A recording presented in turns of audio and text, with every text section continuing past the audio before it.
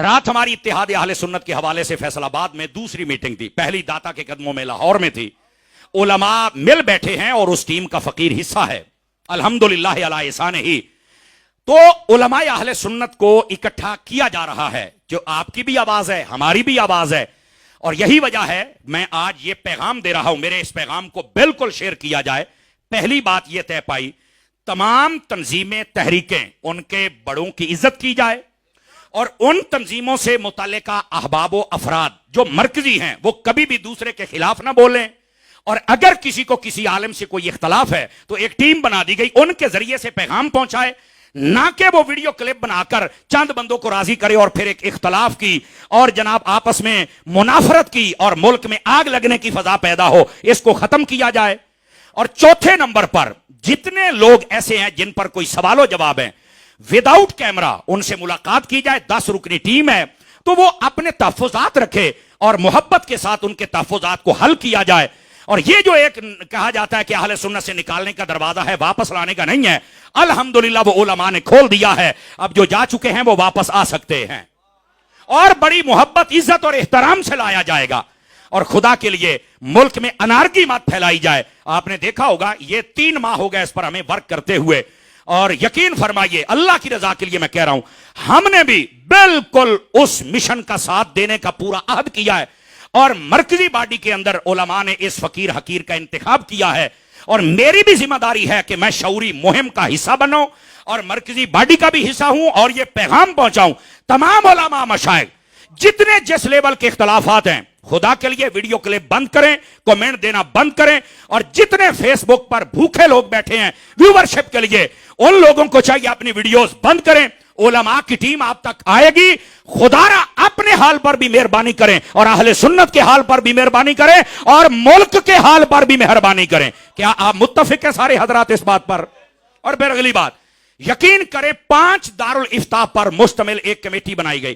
کسی بھی دوست پر، عالم پر، نقیب پر، نعت خان پر کسی کو اگر کسی قسم کا اعتراض ہوگا کہ اے گالے نے غلط کی تھی ہے، تو بیٹھ کے فتویٰ نہیں جاڑ دے گا نسبی ہو گئے، خرجی ہو گئے، بغض اہل بیت ہے، فلانا ہے. نہیں نہیں نہیں نہیں نہیں 5 دارالافتاء سے فتویٰ لے کر اس کے بعد کمیٹی اعلان کرے گی کہ اس بندے کا قصور ہے تو اس کو کیا کرنا چاہیے، اور نہیں ہے تو جس نے شرارت کی ہے اسے کیا کرنا چاہیے.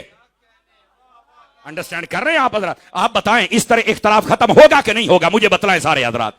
تو یہ طریقہ کار میں کہ خیبر سے لے کر کراچی تک کے جملہ اہل سنت کی صحیح العقائد تنظیمیں اور جملہ اہل سنت کے وہ احباب جو کہ درد دل رکھتے ہیں، ادھر دیکھیں، کسی بھی ادارے سے ہوں، کسی بھی تنظیم سے ہوں، کسی بھی شہر سے ہوں، کسی بھی آستانے سے ہوں، کسی بھی مشرب سے ہوں، بلا تفریق اہل سنت کے نام پر ہم ان کے پاس جائیں گے اور انہیں بلائیں گے، ان کی بات سنیں گے، اپنی سنائیں گے اور مسئلہ سمجھائیں گے، اور بزرگ اور کبار علماء آپ ساتھ دیکھیں گے.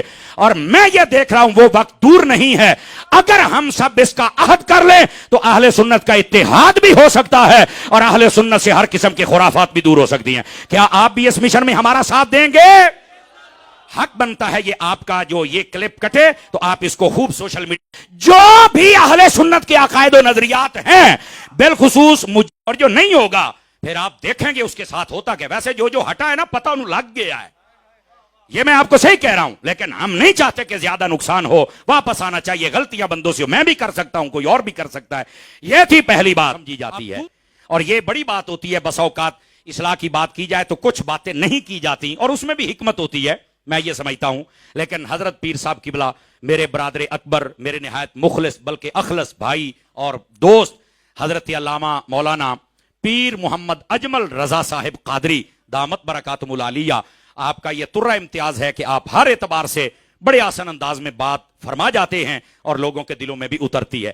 میں اس بات کی تشریح کرنا چاہتا تھا، لیکن آخری بات میرا خیال ہے کہ وہ 1 سے 2 منٹ میں ختم کروں گا تاکہ بات مکمل ہو جائے، اور اس کے بعد حضرت پیر صاحب آپ خطاب لاجواب فرمائیں گے.